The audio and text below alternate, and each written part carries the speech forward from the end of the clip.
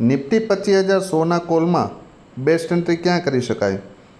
તો આ પ્રીમિયમમાં best entry કરવા માટેની ફર્સ્ટ કન્ડિશન કે જો આ પ્રીમિયમ ફર્સ્ટ કન્ડિશનમાં ગેપ અપ ઓપન થઈ જાય, ક્યાં?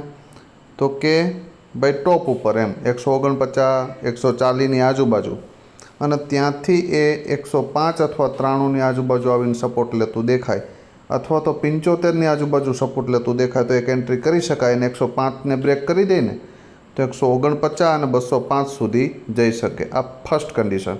સેકન્ડ કન્ડિશન કે આ પ્રીમિયમ ભૂલમાં તમને 56એ મળી જાય, અને જો અહીંયાથી એન્ટ્રી થાય અને 75ને બ્રેક કરે તો 105 અને 149 સુધી જઈ શકે.